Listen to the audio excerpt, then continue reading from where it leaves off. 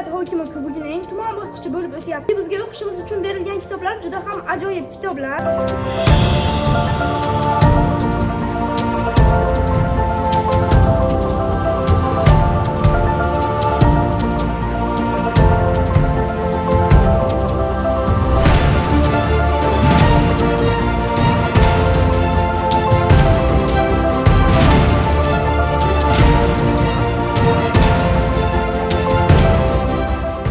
Jamiyatimizda kitobxonlik madaniyatini shakllantirish, yoshlar va demak o'smirlar o'rtasida kitobga bo'lgan muhabbatni rivojlantirish maqsadida kecha kunduzda prezidentimiz tomonidan ham bir qator tashabbuslar ilgari surildi.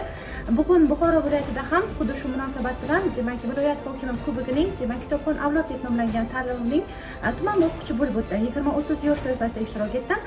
Asarlar demak har bir yosh toifasi uchun munosib tanlangan. Har bir yosh demak o'qishi lozim bo'lgan va hayoti davomida amal qilish kerak bo'lgan asarlar demak kiritilgan. Tanlov ajoyib, shaffof tarzda bo'lib o'tdi.